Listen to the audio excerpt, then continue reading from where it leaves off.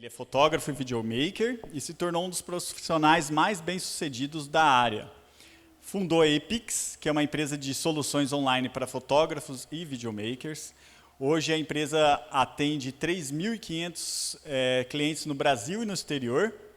E um cara bacana demais que fazia muito tempo que merecia estar aqui nesse palco. Então, uma calorosa recepção ao Evandro Rocha.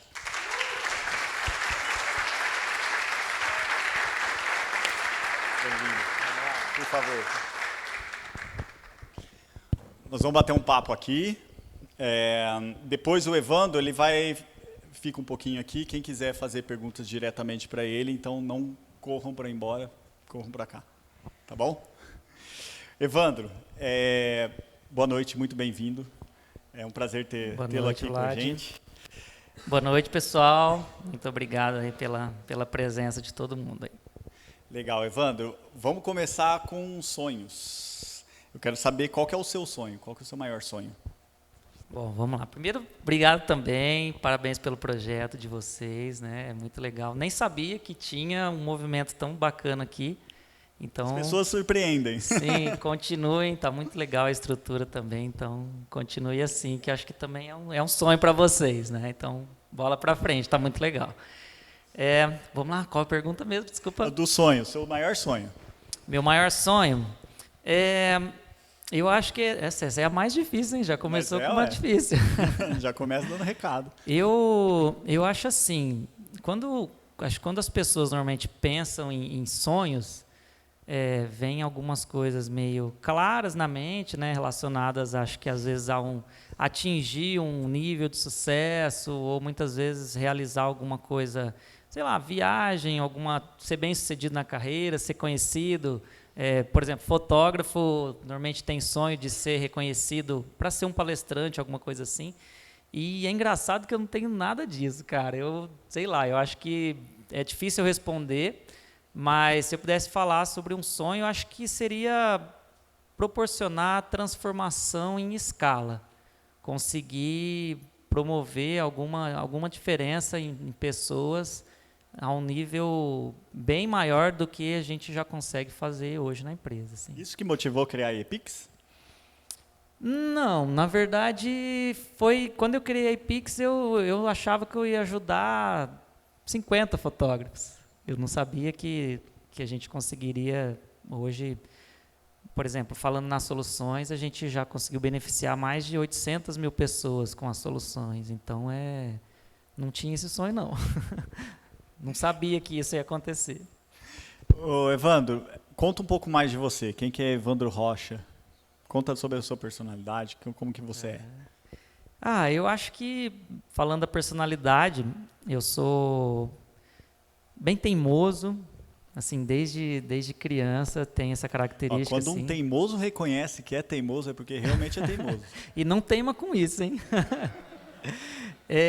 Sou bem teimoso, assim, isso é uma coisa desde da infância, com os pais, e isso eu tenho com amigos, assim, até uma coisa engraçada, assim, falando mais de uma parte mais íntima, assim, é que os meus amigos brincavam assim, que eu era russo.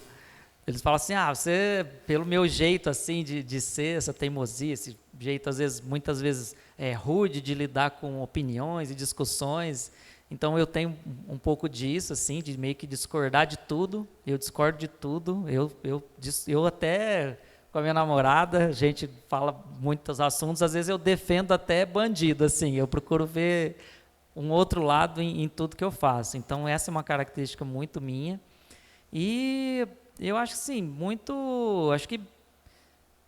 tímido. Foi muito difícil, por exemplo, começar a trabalhar, a palestrar, a lidar com esse lado da profissão fotógrafo, que é lidar com o público, lidar com eventos, lidar com palco, com luzes. E isso foi muito difícil, porque eu acho que não sou mais tanto não, mas tinha muito essa característica de ser tímido. E eu acho que desprendido também. É uma característica, assim, eu não me apego a nada, não, assim, tanto sentimental, quanto físico, quanto espaço, quanto valores materiais, não tem nada que eu não, sou meio solto, assim. Você falou da timidez, me chamou a atenção. Minha formação é jornalismo, né? E eu também tenho situações que você se coloca e fala, nossa, travam um pouco, né? Mas aos poucos você vai se soltando. Como você, fotógrafo, lidou com isso, com essa timidez? Como você superou isso daí?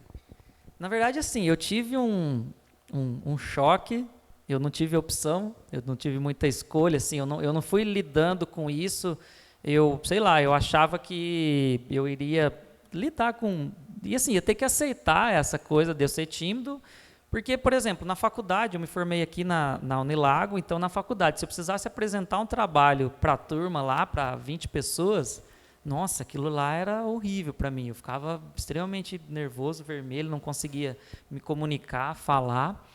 E, por exemplo, eu já tinha recebido convite para dar curso de fotografia na região, no SESC, até na faculdade, e eu sempre recusei. Eu falei, não, imagina, eu ensinar fotografia, falar em público, não vou fazer isso de forma alguma.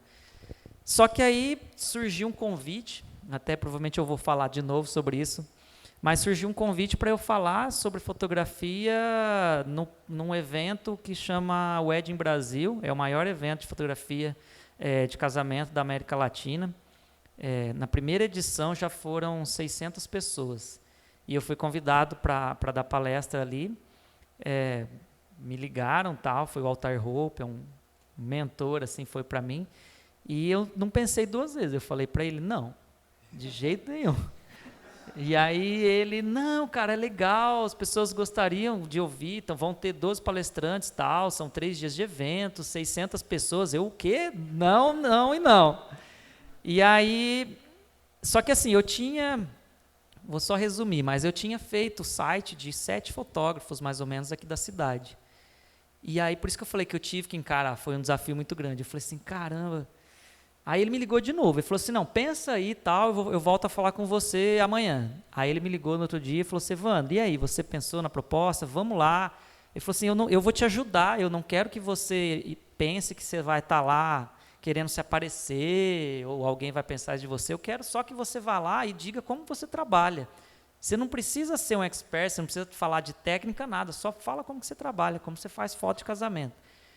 Aí eu falei para ele, falei assim, Altair, eu gostaria de uma condição, assim, eu topo falar, topo encarar isso aí, só se eu puder apresentar uma solução de criação de site para fotógrafos para essas pessoas. Não era só timidez, como foi ousado, né? E assim, eu não tinha pretensão nenhuma de fazer uma empresa que fazia site para fotógrafos. Eu fazia site lá para os meus amigos e tal. Até porque eu estaria tirando eu estaria assim, dando armas para os meus concorrentes. Né? É o que aconteceu. Tipo assim, o meu site ele era lá, o primeiro no Google fotógrafo, eu parecia antes do Sebastião Salgado, Wikipedia. E eu estava passando esse know-how para os meus concorrentes, então eu iria talvez diminuir o meu trabalho. E aí quando ele falou que, Evandro, você fala o que você quiser, você vai ter 1 hora no palco, o palco é teu, você fala o que você quiser. Então ele me deu carta branca para eu falar, acho que ele percebeu que eu não iria, se não fosse assim. E aí o que eu fiz foi contratar um coach na época, isso foi 2009, e aí um amigo que é fotógrafo também, o Rodolfo aqui de Uchoa, Hortenblad, que inclusive me inspirou para ser fotógrafo. E aí ele me falou desse cara, que é o Max Suri, é um cara, ele está em Florianópolis, eu acho. Ele inclusive participa de um grupo que tem em Rio Preto, que é do Condor Blanco. E aí ele me fez, cara, foram 2 horas de consultoria. E via Skype, na época ele nem vinha para Rio Preto e tal. E aí eu fui me preparar. Então, na verdade, eu assumi, eu entendi que isso era um problema, um grande problema. E até legal, porque quando uma das coisas que ele me pediu para fazer, antes da gente começar esse treinamento, foram 2 horas, 2 dias, ele pediu para eu gravar como que eu ia fazer, como que eu ia começar a minha palestra. O antes e depois. E aí eu gravei, eu comecei pedindo desculpa. Eu falei assim, pessoal, desculpa, é minha primeira vez que eu subo num palco, desculpa o nervosismo e tal. Aí ele falou assim, você não vai falar isso de jeito nenhum. Ele falou assim, isso não é pago esse evento? Quanto que as pessoas pagaram para te ver lá? Aí eu falei, acho que é R$400. Ele falou assim, cara, ninguém pagou R$400 para te desculpar lá no palco. Você não pode. Aí ele veio e tal. E o que foi o legal? Olha como é importante, às vezes, a gente assumir as nossas deficiências. O que para mim era o meu maior medo, que era a timidez, ele transformou na minha maior virtude naquele momento. Então, quando eu comecei a palestra, primeiro, é engraçado que tem tanta coisa assim que hoje eu vejo que tem explicação em curso de marketing digital, mas os gatilhos, na época eu nem falava sobre isso, coisas que ele me falou, por exemplo, ele pediu para eu mostrar um case, os meus números, o meu case de sucesso, antes de eu falar, e eu guardar isso para o final. Então, eu subi no palco e falei o seguinte, eu tenho uma metodologia diferente, eu tenho uma forma de trabalhar única, que é muito peculiar e diferente de qualquer fotógrafo. Normalmente o fotógrafo, ele é o cara assim, super conhecido na cidade, ele se relaciona super bem, ele conversa com as pessoas, ele é comunicativo, e eu tenho uma forma diferente de trabalhar. E essa forma que eu tenho de trabalhar, dessa forma que eu trabalho, eu consigo 1.800 noivas por ano querendo me contratar. E assim, para quem é fotógrafo, esse número é muito expressivo. Porque a gente faz, um fotógrafo que faz bastante evento, ele faz às vezes 4, 6 eventos no mês. E eu recebia 150 pedidos de orçamentos por mês. E aí eu falei isso, que era um grande resultado. E aí eu toquei minha palestra, mas eu chamei a atenção. Aí no meio da palestra, o que era a fórmula para eu chegar nesse sucesso? Uma que era uma questão mais artística, da visão, de como eu conseguia registrar as imagens, que é como se eu fosse um espectador, eu não interferia no evento. Então eu ficava ali como se fosse um fotógrafo invisível. Eu não era o cara que dirigia a cena, mas sim o que sabia observar. Então isso era o que me dava, ou seja, essa minha timidez, que é o que eu tinha mais medo, é o que ele fez eu enxergar, que era a virtude de visão. E aí o resultado que fazia com que eu tivesse tantos orçamentos era um site na internet. Eu saí de lá com 180 pedidos de orçamentos para site, para esses fotógrafos, dos 600 pessoas que estavam ali. Bacana, você mencionou que você se colocava como um espectador, para fazer as fotos, Me conta dessa sua metodologia aí, conta mais, como que você buscava um ângulo, como que você faz para tirar uma foto diferenciada de outras pessoas num casamento? Uhum. Nessa época que eu fui fotografar, que eu comecei a fotografar, 2003, 2004, eu saí de uma empresa de TI. Eu trabalhava na RioSoft, estava lá uns 3 anos e meio, 4 anos, e eu saí de lá para ser fotógrafo. E aí, assim, minha família não gostou, meus amigos... Tá louco, né? O Aquino me chamou na sala dele e falou assim, Evandro, eu conheço um monte de fotógrafo, cara, você tem certeza que você quer seguir? Ele quis dizer assim, falou assim, olha só, você está entrando você está começando uma carreira de tecnologia, que é algo para o futuro, e você vai abrir mão disso para ser fotógrafo. Eu falei assim, exatamente isso. E fui porque, justamente, lembra que eu falei que eu sou desapegado, sou desligado? Então, beleza, se eu vou fazer foto e não vai dar certo, tudo bem, não tem problema, volta uma casa. E, na verdade, eu acho que teve 2 coisas que me ajudaram muito com a fotografia.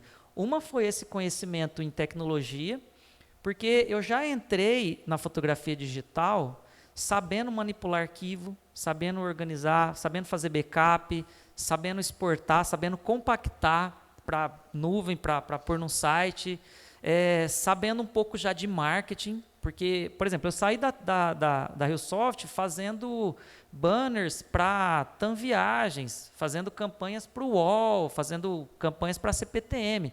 Então, eu tinha um know-how de grandes empresas sendo aplicado no fundo da casa dos meus pais, que era para um negocinho que estava começando desse tamanhozinho. Então, eu tinha essa bagagem, eu tinha um site, o meu site ele era muito melhor do que o site da África, que era uma grande agência de publicidade, que era, a gente se espelhava. Então, eu tinha um site melhor do que dos maiores fotógrafos do mundo. Inclusive, tem uns que tem um site muito ruim até hoje, que não acreditam ainda no mundo online. Então, eu tinha isso, que me fazia ter um diferencial, né? No caso, assim, tratamento de imagem e tal. E o outro, que era mais na parte de visão, a parte de conseguir enxergar as coisas, tem a ver com o que eu falei de ser o chato, o teimoso. Eu não me conformo com as coisas como elas são.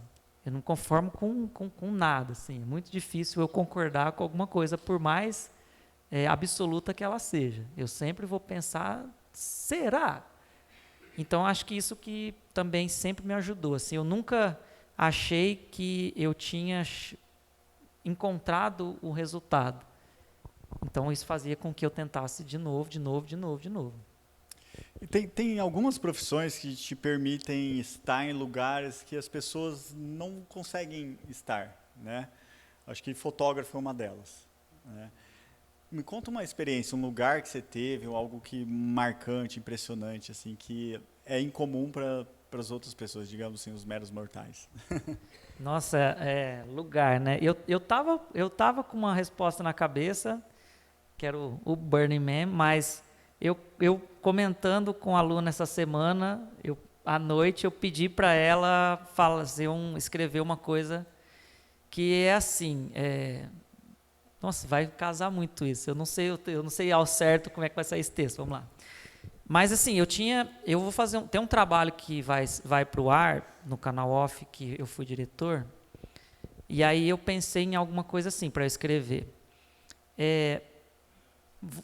Eu como videomaker, tendo um trabalho publicado no canal Off, que é referência, antes de eu trabalhar lá era a única coisa que eu assistia, já seria muito legal. Agora, eu poder fazer isso sendo o diretor do programa, diretor de fotografia, editor, assinar imagens aéreas e montagem, ter 5 vezes o nome citado nos créditos, é uma coisa que já seria muito legal. Isso eu nunca vi num programa do canal Off. E isso ser feito no Irã, de novo, é um país, é uma coisa que as pessoas normalmente não imaginam estar, né? Quando eu falei para minha mãe que eu ia no Irã, já seria difícil. Falando, não volto, perdi meu filho. E aí, quando eu fui, lembra que eu falei que eu sou inconformado? Quando eu fui, uma das questões, né, que a gente estava levando para fazer imagem no Irã, era eu fazer imagens aéreas. E foi unânime. Não, você não pode entrar com um drone no Irã. Você pode ser preso. No melhor das hipóteses. E não é que alguém vai achar que você tem um drone que vai fazer um ataque aéreo. Não, eu falava assim, não, mas quem que vai achar? Hoje tem tanto drone, todo mundo sabe que um drone desse tamanho não vai carregar uma bomba, mas é por questão de espionagem. Então me convenceram, o pessoal como é que fala? Os representantes do Irã no Brasil lá, os cônsulos da embaixada. O consulado, a embaixada, foi muito assim, não, você não pode entrar com drone no Irã. E ainda assim você teimava, né? Sim. Aí o que eu fiz? Beleza, eu não posso entrar com drone no Irã? Não pode. Eu não posso pilotar um drone no Irã? Não.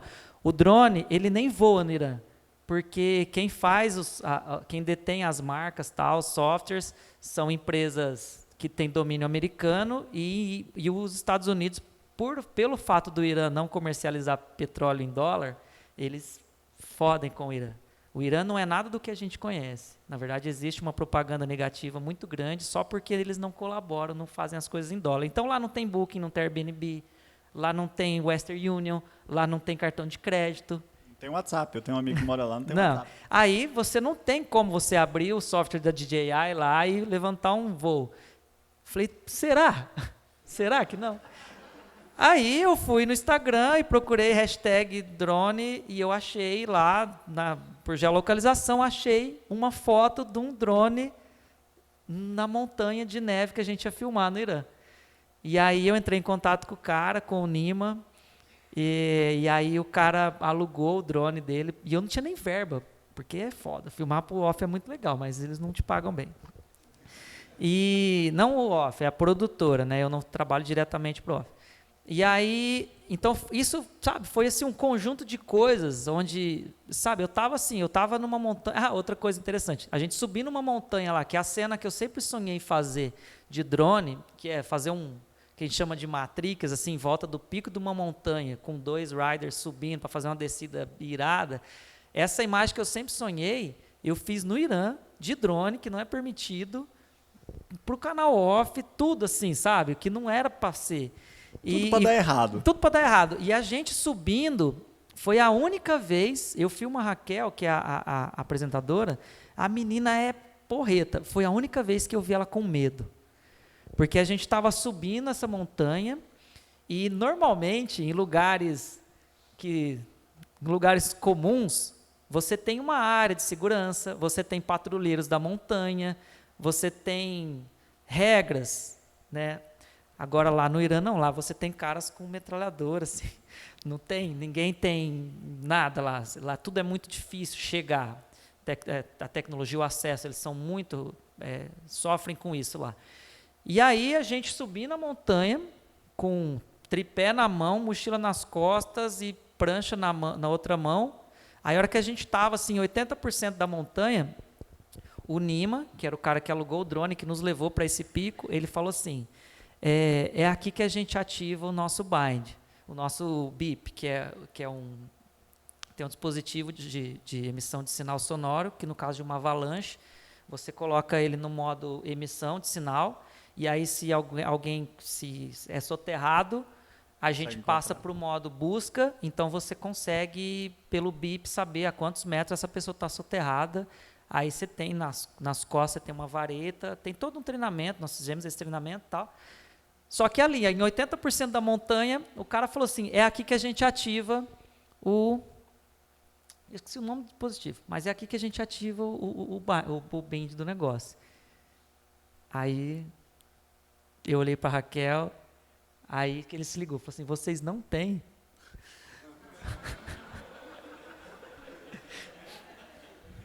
Aí a gente, não. Então eu grito, né? Falei, eu grito. Aí o cara... De novo, isso não pode, sabe? A gente não pode, isso é muito arriscado. Mas aí aquela coisa assim, a gente já tinha caminhado 4 horas montanha acima.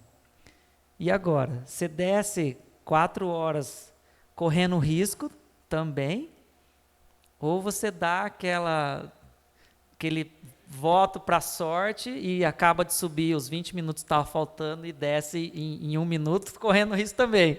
A gente não podia ter subido nem o que subiu. Então, acho que aí foi o lugar que a fotografia fez com que eu estivesse, que nem os iranianos já estiveram ali, naquelas condições. Bacana. E depois você fez um movimento que se saiu não sei se saiu da fotografia, mas um movimento para se tornar empresário, quando acho que surgiu a Epix, né? Como que foi esse momento? Quando você deslumbrou, falou, nossa, tem uma oportunidade aí e eu vou dar essa guinada aí na carreira? Eu acho assim como eu entrei na fotografia, quando eu dava palestra de fotografia, eu tinha uma frase bonitinha que eu falava assim, eu não escolhi a fotografia, foi a fotografia que me escolheu. Porque, na verdade, eu virei fotógrafo porque eu fiz uma foto da represa de Rio Preto para usar de papel de parede, e aí eu mandei essa foto por e-mail para alguns amigos e tive a felicidade de colocar o meu nome ali. E aí eu comecei a receber no outro dia vários e-mails. Isso a gente chamou de engajamento. Eu comecei a receber vários e-mails das pessoas mandando a foto para mim, para eu usar aquela foto como papel de parede. Aí eu me orgulhava muito de responder e falava assim, olha aí em cima, essa foto é minha, eu que fiz, tá? Então, eu entrei na fotografia sem querer, eu fui jogado, porque depois disso uma agência me chamou para fazer foto de outros produtos, para o Laranjão e tal, aí quiseram fazer foto da Redentor, como assim, vocês vão me pagar por fazer foto? Eu comprei uma câmera em 10 vezes de R$240 para fazer foto da represa, de passarinho, eu achei que eu ia gastar dinheiro com isso, não que alguém ia me pagar. Então, foi bem de sopetão, e com a Epix também foi algo que, na verdade, eu tinha tomado uma decisão quando eu saí da RioSoft.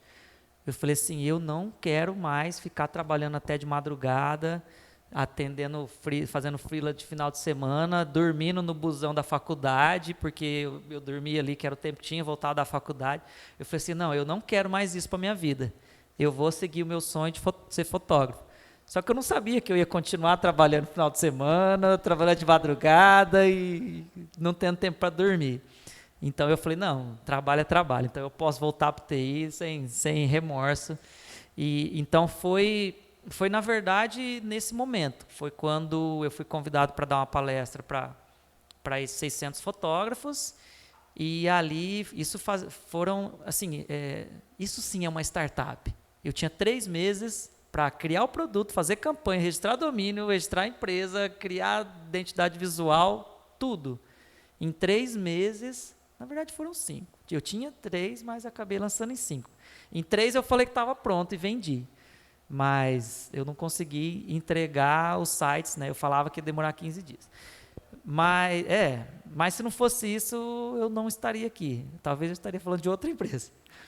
Mas quando eu vi essa oportunidade, né, de poder falar para esses 800 fotógrafos, eu encarei como se ela fosse a primeira e a última vez que eu ia falar para alguém, porque eu achava que eu não tinha vocação nenhuma para fazer isso. Eu falei assim, bom, eu acho que essas 600 pessoas só vão querer me ouvir uma vez. Depois daquilo, não sei se eu vou ter um outro convite para fazer uma palestra. Eu falei, então eu tenho que aproveitar aquilo da melhor maneira possível. Esse foi o momento que você apresentou a Epix? Foi. A Epix nasceu ali. Eu até imaginava que eu iria fazer site para mais 5 ou 6 amigos. Né? Eu tinha já uns 7 clientes. Na verdade, eu fiz o site para eles, cobrei lá R$500, R$800, e eles hospedaram em algum lugar. Mas ali na Epix, não, eu pensei em recorrência. Então, foi uma coisa também bem inovadora ali, ainda mais para um fotógrafo, pensar em recorrência. Então, como que veio esse pensamento para você? Você falou em velocidade, né, para fazer o lançamento, agora recorrência, são conceitos que a gente fala muito para startups, né? Cara, você já tinha contato disso antes? Não, eu acho que se eu fosse meio doidão, eu ia falar que eu vim do futuro. Porque, por exemplo, por que eu fui convidado sendo tímido, tendo, sei lá, eu tinha 22, 23 anos de idade, no fundo da casa dos meus pais, eu não tinha nada para ser referência em fotografia. Assim, eu não tinha nada para ser referência em fotografia no país de casamento. Mas por que eu fui convidado para dar palestra para 600 pessoas? Tinha cara lá que o que eu tinha de idade, o cara tinha de experiência. Por isso que eu precisava me preparar para falar para aquela galera, porque eu era um moleque, cabeludo, barbudo, e eu não podia chegar lá, assim, sabe? Eu ainda tinha a empresa na casa dos meus pais, tem até hoje, no fundo da casa dos meus pais, não tinha fachada, eu não tinha nada. Então, mas o porquê que eu cheguei lá? Por uma coisa que hoje também as pessoas falam, na época não existia, inbound marketing. Em 2004, 2005, eu fiz um blog, por ter acesso, né, para mim era fácil eu fazer isso para outras empresas, eu fiz um blog, e aí eu não sei por que eu decidi, ao invés de eu ficar nesse blog, não, eu sei sim, eu acho que você vai perguntar alguma coisa sobre isso, então eu devo responder depois. Mas eu sei por quê, até foi uma coisa legal que eu fiz uma festa, a gente fez uma festa de 10 anos da empresa, e aí fizeram uma surpresa lá para mim, fizeram um vídeo de depoimento, aí o Bruno Rossetti, que é um grande amigo e cliente nosso, ele falou uma coisa que ele enxerga em mim e tal, é até legal que isso é uma coisa que outras pessoas falaram, você perguntou o que eu vejo de mim, eu só critiquei, né? Mas esse Bruno, ele falou que eu sou uma pessoa muito bondosa, ele falou assim, que eu não meço esforço para fazer o bem para as pessoas. Então, quando eu fiz um blog, ao invés de eu ficar fazendo propaganda no meu blog sobre os trabalhos que eu fazia, eu escrevia nas fotos, embaixo das fotos, quais as configurações que eu usei. Qual lente eu usei, qual velocidade, abertura, ISO. Porque quando eu fui ser fotógrafo, era muito difícil eu ter acesso a isso. E eu ainda tinha uma vantagem. Por ter acesso à tecnologia, eu sabia entrar no site dos gringos, baixar as fotos deles e olhar lá no EXIF das imagens, lá no XML, que tinha essas configurações. Então eu sabia que lente que o cara usou. A maioria dos fotógrafos ocultava isso, porque na exportação dá para você deixar só os dados básicos, que é de direito autoral. Mas alguns não ocultavam, ou por não saber, ou por não querer, então eu conseguia acessar isso. Aí eu pensei, falei, então eu vou facilitar para os fotógrafos o que foi difícil para mim. Mas não queria ganhar nada com isso. Não tinha um pensamento comercial. Não, tanto é que o Milani está aqui, ele tem uma foto, ele tirou uma foto desse evento, que foi uma coisa assim que eu fiquei muito assustado, mas quando eu saí desse evento, quando eu desci do palco, eu estava preso no corredor, na parede assim, eu estava encurralado, e tinha um monte de gente assim em volta de mim, com a apostila do evento, assim, uma caneta. A pessoa estava indo lá pedindo para eu dar um autógrafo. E as pessoas começaram a conversar comigo. Minha palestra foi, acho que 10 da manhã, 11 da manhã. Eu fiquei falando até 7, 8 da noite. Chegou uma hora, o Marcelo, que na época era meu assistente, ele me cutucou assim, Evandro, come essa esfirra aqui que você não almoçou. Eu fiquei naquela mesma parede lá, conversando sobre fotografia e dando autógrafo, para um monte de gente que me conhecia e acompanhava meu trabalho, e eu não fazia a mínima ideia. Eu achei que eu ia lá e eu achei que eu nunca mais ia ser convidado. Depois disso eu dei mais de 80 palestras, mas por isso, porque eu queria facilitar para a galera. Então a galera começou a me acompanhar no meu blog. Eu sabia que muita gente acompanhava, eu acompanhava os acessos lá. Eu chegava a ter assim, 35 mil acessos por mês no meu blog, e era muito nichado, era só para fotógrafo. Mas eu não conseguia imaginar isso materializado, eu não achava que aquilo ali, aqueles acessos eram pessoas que tinham mãos, braços, eu achava que era robô, sei lá. Hoje acontece muito, né? Mas na época não tinha. E não, então na hora que eu desci, que eu vi aquelas pessoas ali em carne e osso, eu falei assim, caramba, foi muito louco. Que teve mais de sentimento nessa transição para o empresário? Assim? Que você teve que lidar?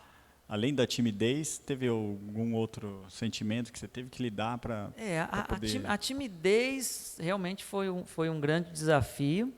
Eu consegui passar por isso, superar rápido. Foi assim, 2 horas, realmente, o cara transformou minha maior dor na maior virtude. Eu enxerguei isso e consegui passar isso. Mas eu acho que o maior desafio, que é o que eu falo até hoje, é que eu adoraria que a minha empresa tivesse outro dono. Por quê? Eu não queria ser dono da minha empresa. Eu não queria e não é algo que assim, sei lá, faz 15 anos que eu sou empresário e não gosto. É mole? Me desconcertou.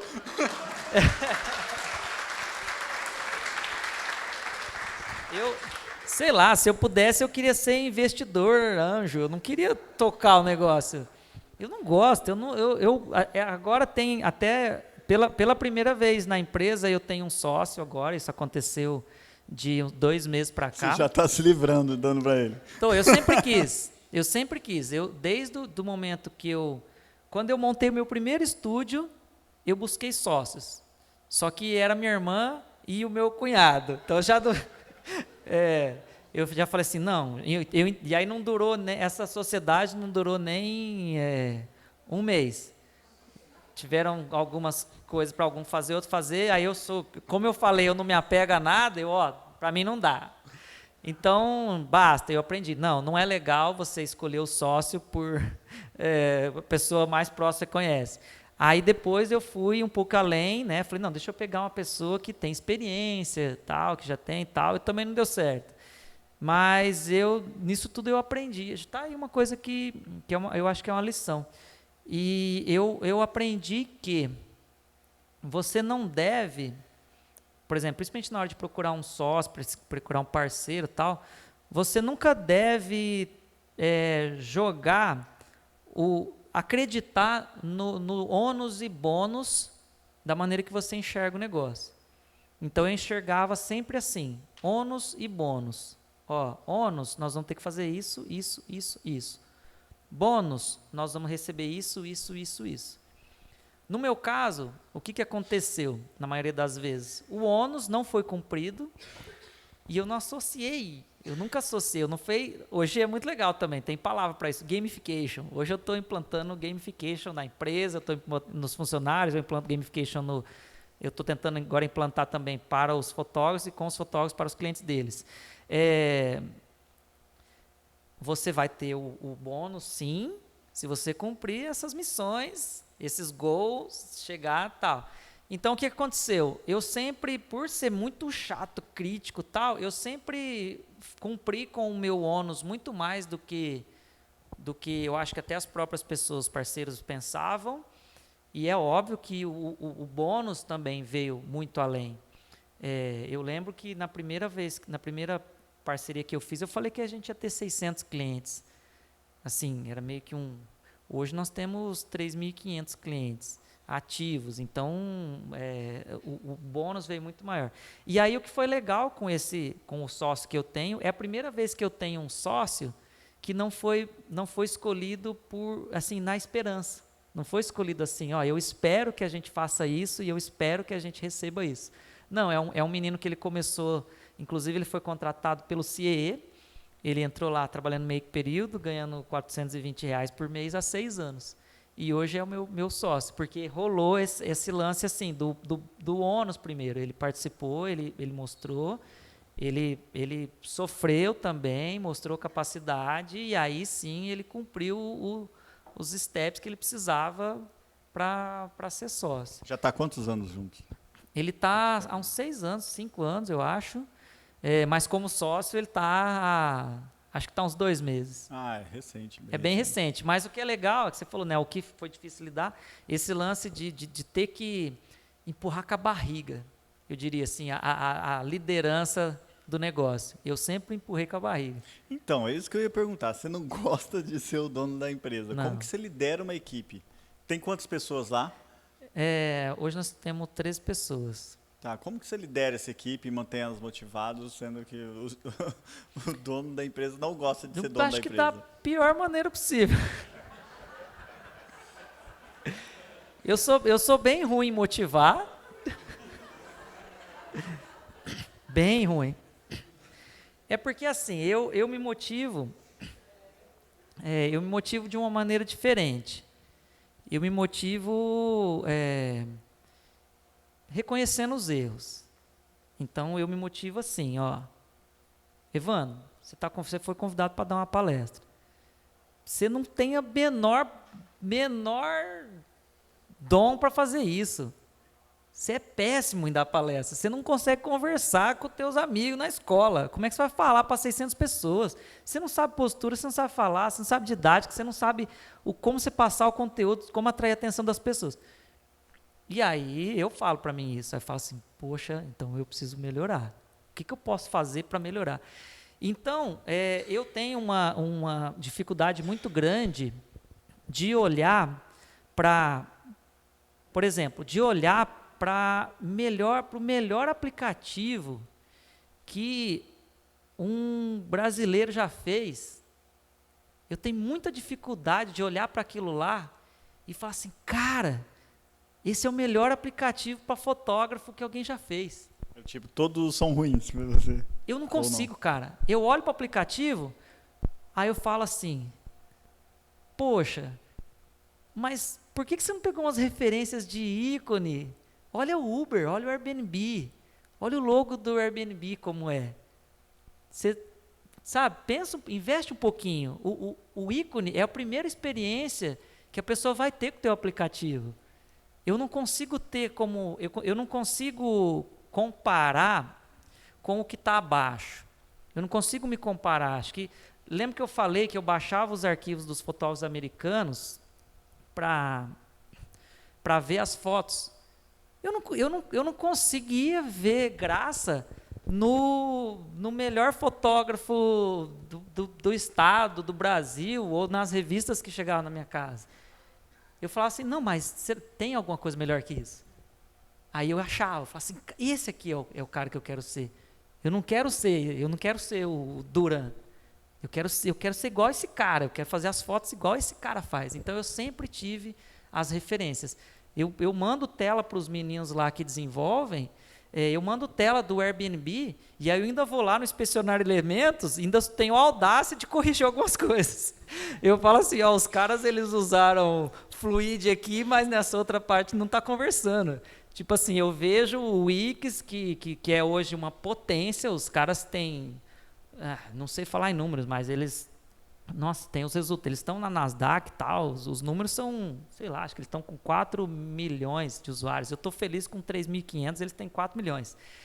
Mas eu olho lá o aplicativo funcionando, aí eu falo assim, poxa, eles tiveram que lançar as pressas, então eles estão usando uma linguagem visual no loader aqui, mas lá dentro as animações internas ainda é da versão antiga, eles não puderam esperar para lançar tudo junto. Então, assim, eu sou muito chato. Eu perdi até a tua pergunta, eu fico divagando. Como que você lidera essa equipe? Então, vamos lá. Então, para resumir, eu acho que eles que são muito bons, viu? Eles são muito pelo perseverantes menos, então podemos dizer que você é bom na contratação, pelo menos.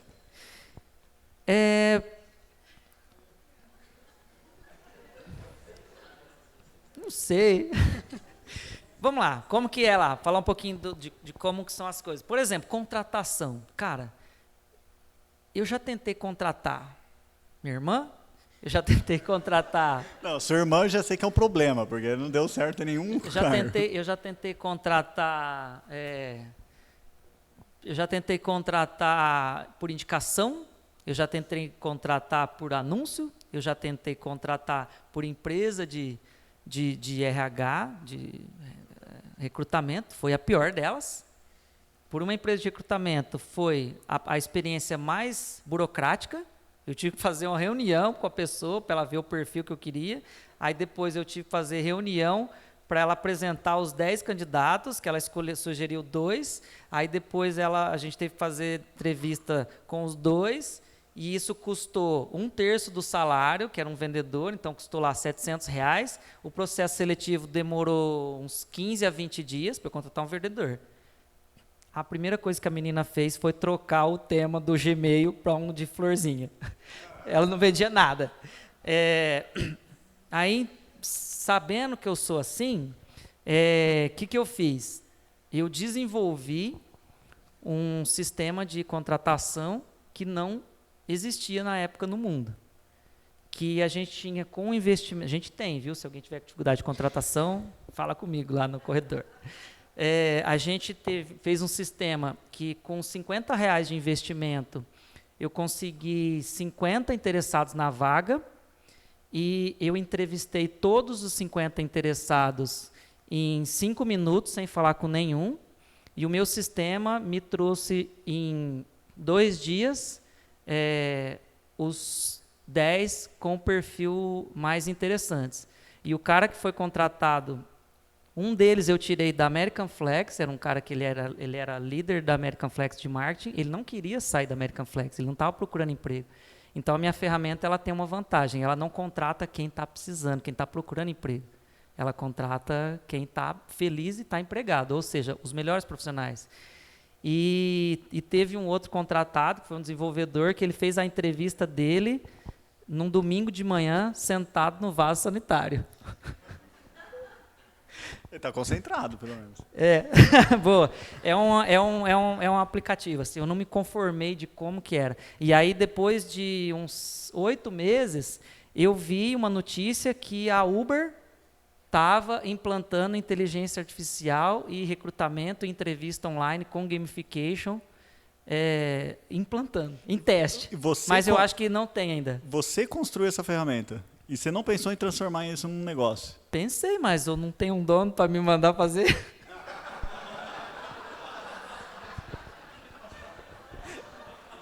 Eu tenho mais projeto engavetado do que lançado.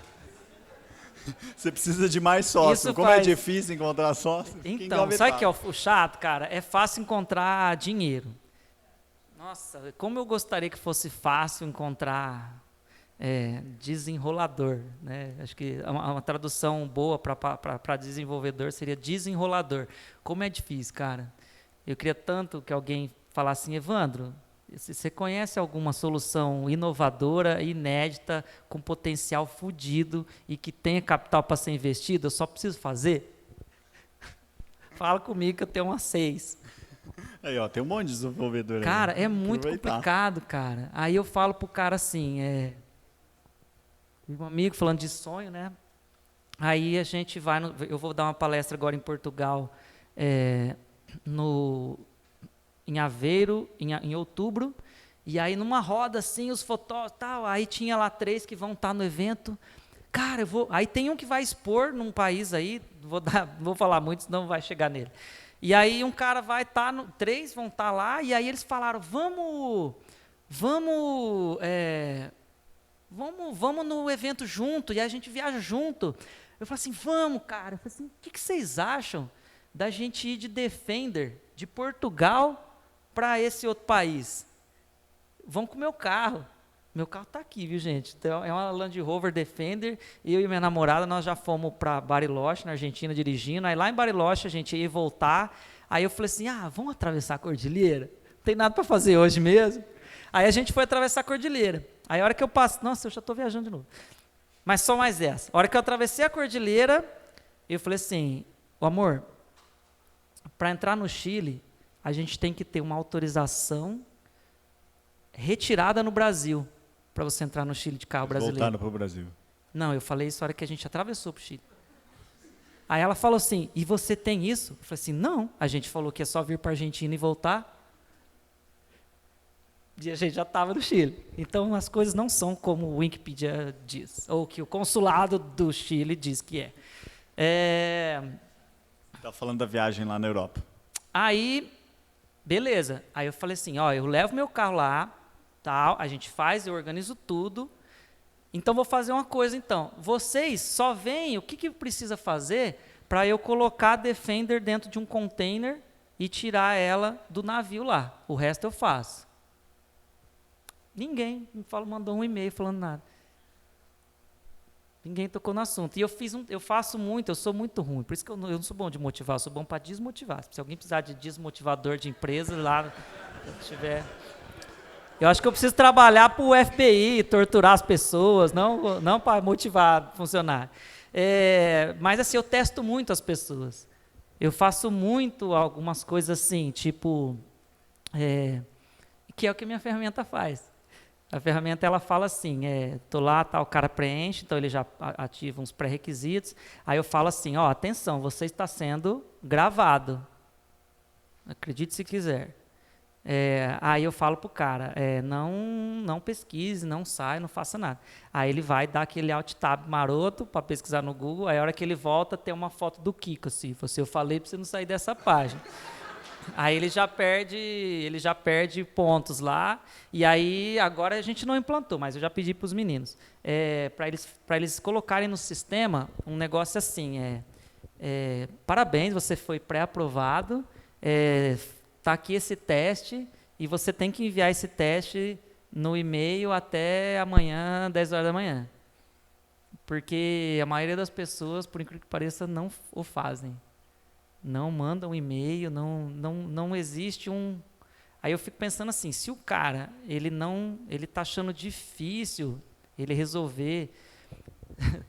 teve um cara hoje que ele está 18 dias atrasado comigo com o pagamento, e aí ele me mandou mensagem, falou que está super corrido lá, que eles estão fazendo uma gravação ao vivo. Eu falei assim, mano, você faz uma transferência em 5 minutos tirando o celular do bolso.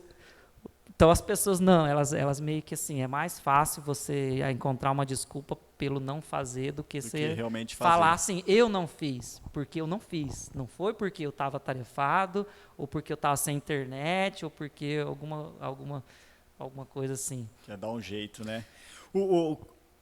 Para onde que vai a Epix daqui para frente? Para onde eu acho que vai... Você acha que onde você quer levar? É onde eu quero? Ou onde a gente vai conseguir levar? Bom, como eu falei, a gente tem muitos projetos na gaveta. eu fico muito feliz que a gente lança coisas um pouco bem à frente do tempo. Por exemplo, tem um concorrente nosso muito grande que ele lançou no ano passado uma ferramenta revolucionária, que nada mais era do que uma cópia do que a gente lançou em 2011. Que fazia? E facilitava a seleção de fotos. E essa ferramenta que eles lançaram, não tem nenhum recurso a mais. Então, essa ferramenta ela foi lançada em 2011, só que eu desenhei ela em 2009. Eu tinha uma dor, eu tinha uma necessidade, então eu falei assim, tá muito errado. Assim como está errado 20 dias e 700 pau para você encontrar uma pessoa que não vai ser uma boa contratação, está errado. Mandar o orçamento em PDF. Quando eu falo isso, os meus criativos lá ficam doidos. Falam assim, mano, onde você está louco? Você está mandando um orçamento PDF. O cara vai abrir um PDF, ele tem que baixar, esperar. Aí ele tem que ficar fazendo assim com o dedo para ele conseguir ler as coisas no celular. Você está maluco mandar orçamento PDF? Não me conformo, mas acho que a África, lá que eu falei, até hoje deve mandar logo para aprovar em PDF. Então, como em 2009 eu pensei naquele negócio que a gente conseguiu lançar em 2011, e é um negócio que até hoje é inovador, assim, essa empresa que lançou, eles falam que é uma coisa recente, cara, eu queria muito conseguir colocar no mercado as coisas que eu estou desenhando hoje.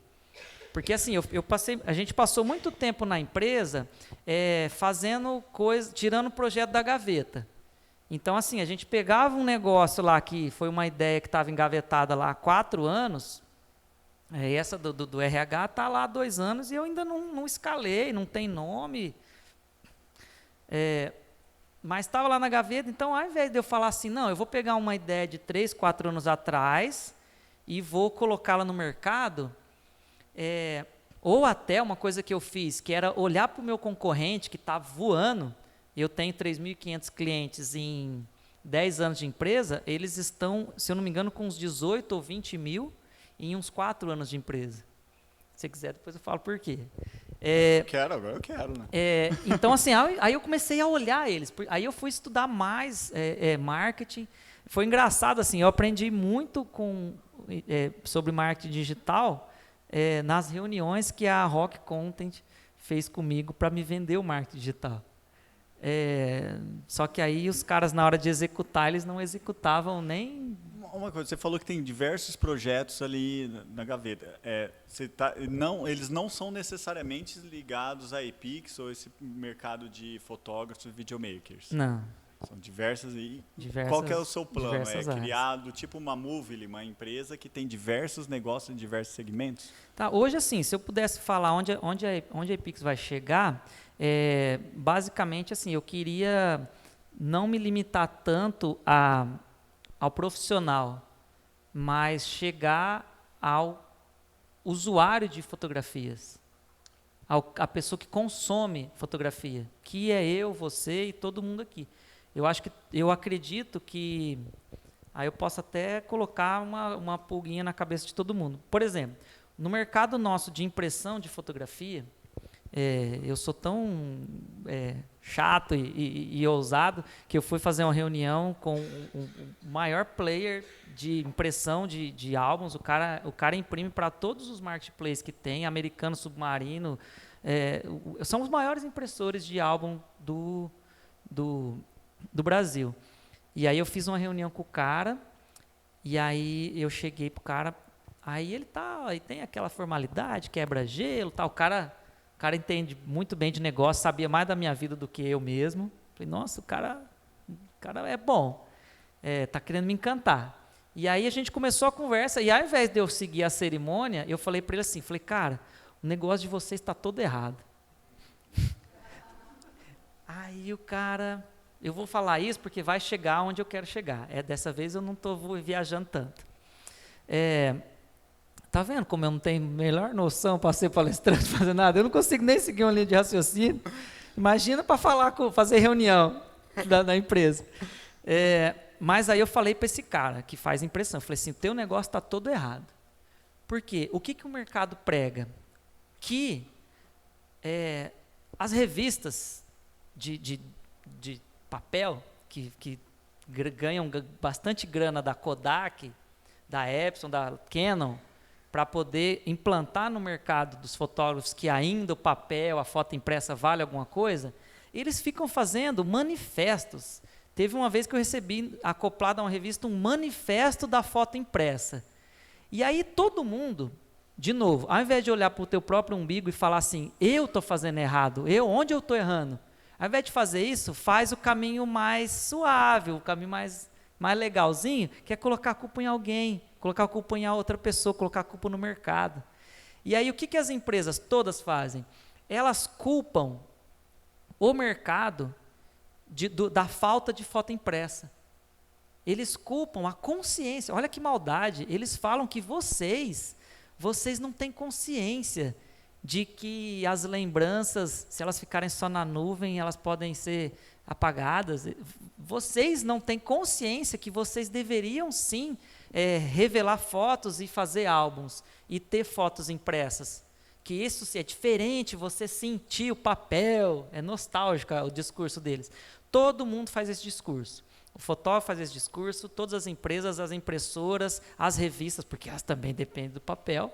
Todo mundo faz esse discurso de que existe um vilão sondando o mercado que quer acabar com o papel, que é a tecnologia. E eu não. Apesar de eu trabalhar com tecnologia, de eu promover o armazenamento de foto em nuvem, eu sou um grande defensor da foto no papel.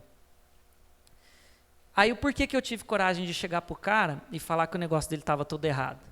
Aí eu falei assim, eu consegui conversar com ele, quer dizer, a gente marcou porque eu estava em São Paulo no maior evento, que é esse, o Ed em Brasil, ano passado. Primeiro ano tinha 600 fotógrafos, aí depois eu palestrei uma segunda vez, tinha 1.800 fotógrafos. E o ano passado tinha acho que 3.500, só na plateia, fora o que rolava em outros palcos e tal. E aí eu tive esse insight, aí eu catei um papel, uma cadernetinha, aí eu cheguei para o fotógrafo. Só rapidinho, o fotógrafo, talvez tenha alguns fotógrafos aqui, o fotógrafo ele chega para o cliente e fala assim, você precisa de um álbum, porque isso além de se decorar a tua mesa, aqui estão as lembranças, você sentir palpável. O papel, isso aqui você vai mostrar para os seus filhos, para os seus netos, tal. Beleza, esse é o discurso. Todo mundo, os fotógrafos, as empresas, as encadernadoras, tal. Aí eu peguei um papelzinho, aí eu cheguei para um fotógrafo, principalmente os que eu sabia que alguns palestrantes desse evento, falei assim, você tem família? Você tem filho? Ou pelo menos namora há mais de 2, 3 anos? Né, tem cônjuge? Como é que é? Ele falou assim, não. Eu falei, então tá, obrigado. Vamos tomar chopp. Aí o outro falou, eu tenho. Eu falei, tá, você tem. Eu colocava o nome do cara. Aí falou assim, nos últimos 2 anos, quantos álbuns você imprimiu para a tua família? Aí o cara, não, eu tenho bastante álbum lá. Falei, não, você tem álbum dos outros, da família dos outros. Você tem álbum de portfólio, da tua família. Você tem álbum da sua filha, do aniversário, Não. 82%, eu não falei com muita gente, essa aí era só um argumento de venda meu, eu não estava lá fazendo pesquisa. Eu falei com acho que 22, eu podia ter trazido a cadernetinha. Eu falei com uns 22 fotógrafos. Mais de 80% não tem um álbum da família dele. Aí eu olho, sangue nos olhos, para a cara do cidadão e falo assim, você não tem vergonha de falar para o teu cliente que é importante ele ter um álbum do ensaio da família dele? Isso não importa para você. Por que vai importar para os outros? Como é que eu vou falar para alguém e falar assim, gente, compra celular, iPhone, compra iPhone que é bom. E eu ando com Vesper. Não, como é que eu vou vender algo que eu não compro? Eu nunca vi um mestre cervejeiro que não bebe cerveja. Eu nunca vi um chefe que corta, faz assado que não come carne. Pode até ter, mas não é comum. E os fotógrafos falam que álbum é importante e eles não têm álbum. Então eu cheguei e falei. Aí eu falei, tinha 3 caras na sala, os donos das empresas. Eu falei assim, e vocês, nos últimos 2 anos, você tem um álbum da tua família impresso? 2 não tinha. 66%. Aí eu falei, cara, não adianta vocês ficarem indo nos lugares promovendo para o fotógrafo a qualidade do papel, a capa dura, a impressão, livro de 6, a qualidade. Aí eu falei assim, não importa, a única coisa que importa num álbum, só tem uma coisa que importa num álbum, fotografia. Todo o resto não importa. Ninguém nunca chegou para mim, Evandro, eu quero te contratar, mas eu queria com capa de couro. Eu quero te contratar, você faz aqueles álbuns que tem verniz localizado? Você não faz álbum nunca. Todo mundo, quando vai contratar um fotógrafo, quer um álbum com uma coisa só no álbum, foto. Aí a menina do marketing dela falou assim, com qualidade, né? Aí eu falei assim, depende. Se o Araquém Alcântara, Sebastião Salgado, tão felizes com as fotos deles impressas lá na Saraiva, em offset 4 cores, eu acho que o meu cliente não precisa de uma máquina de 6 cores para ter as fotos da família dele. Então, eu acho que não, eu acho que 4 cores já está bom, não precisa de 6 para foto que, às vezes, nem é bem feita, igual as do Araquém Alcântara. Então, eu falei para ela, beleza, para mim isso é qualidade. E aí eu só, na verdade, estava colocando esses gatilhos para, no final das contas, falar para eles assim, eu sei como que você chega no cliente final, ao invés de ficar falando de algo que o cara nem compra, imagina se ele vai vender para os outros. Só que eu não vou te falar. Daqui uns 2 anos. Vai falar para a gente, pelo menos? Então, mas é mais ou menos isso. Eu quero chegar nas pessoas, porque, por exemplo, uma coisa, né? Como eu falei, eu sou muito petulante, assim. Eu não acho legal, por exemplo, uma empresa uma Apple entregar um produto com um cabo de celular. Eu não acredito que uma pessoa sobreviva com um cabo só de celular. Eu preciso de 3. Eu preciso de um cabo para meu trabalho, um cabo para o meu carro e um cabo do lado da minha cama. E todas as empresas vendem o celular com um cabo só. É para vender. Ah, mas a empresa quer que você compre o cabo extra. Meu irmão, na hora que eu peguei o celular na mão, a Apple faz upsell, então. Se você levar 2 a mais, você vai pagar 1. Não é por isso, é só pelo fato de que até a Apple comete erros. Então, por exemplo, eu acho que nós hoje, a gente comete uma coisa que é muito ruim, e é um dos problemas que eu quero resolver, que até eu escrevi um artigo meio previsão de futuro, assim, porque se isso acontecer, que às vezes eu falo as coisas e elas acontecem depois de um tempo, mas eu não tinha registro. Então, dessa vez eu fiz um artigo, saiu no Yahoo, e sobre o colapso da memória. Eu chamei esse artigo. O que você falou aí da Apple, da necessidade de atender a necessidade do cliente, como que você aplica isso na Epix? Na verdade, primeiro atendendo às minhas necessidades. Talvez eu encontre alguém que desenvolva aquele sistema de RH que eu falei, mas é porque eu sofri muito. Eu fiz várias tentativas frustradas de contratação de bons profissionais. Mais deu errado do que deu certo. Então, aí já está errado. Se você tem uma empresa que é especializada em contratação e metade das vezes ela te traz um cara que não é profissional, está errado. Então, é isso. Então, primeiro eu faço dar certo para mim. Foi assim com o site. Então, assim como eu consegui ficar posicionado no Google, e isso me trouxe uma carreira, hoje eu consigo posicionar vários fotógrafos. Não todos, é claro que a primeira página do Google é uma só. Mas muitos clientes nossos estão na primeira página e na primeira posição do Google. Então, eu consigo... de novo, aquela coisa que o Bruno Rossetti falou, que é minha vontade de ajudar. Eu tenho vontade que as pessoas, elas sintam essa satisfação de ter um problema resolvido que às vezes não tinha solução. Eu vou ficar muito feliz se daqui a uns 3 anos você me chamar de novo e ninguém mais está contratando empresa de RH para contratar profissional. Evandro, nós estamos chegando no final. Queria fazer algumas perguntas rápidas aí para você. Queria que você contasse pra gente um livro que te marcou. É engraçado que eu não gosto de ler, mas a minha namorada lê pra mim, igual criança pra dormir. Eu dirijo e ela lê. Como fazer amigos e influenciar pessoas. Acho que é um que me ajudou muito, foi muito bom pra mim. A aluna lê pra mim no carro. Me fala também de uma ação que você faz todos os dias que promove o seu desenvolvimento, te faz crescer. Acho que questionamento, assim, questionar tudo. Eu questiono tudo. Legal. E o melhor conselho que você já recebeu? Melhor o quê? Conselho que você já recebeu. Acho que... Aposto que você contestou o conselho, mas enfim. Olha, não, porque não foi, por exemplo, eu não me lembro de nenhum conselho assim, sabe, uma frase que a pessoa falou e isso marcou. Nossa, tá vindo um na memória de quando eu comecei a fotografar.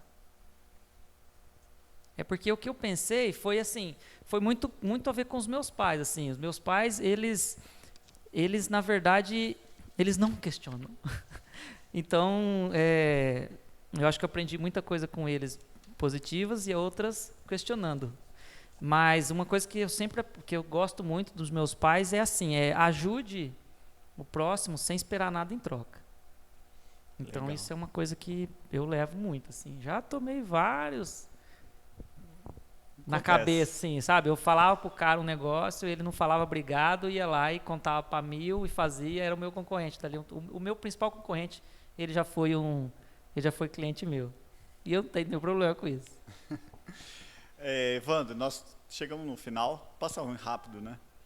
Eu queria agradecer muito a sua presença, foi muito agradável, foi muito legal. Eu tinha muito mais perguntas para fazer aqui. Mas não pode falar? Não, é que não dá tempo mesmo.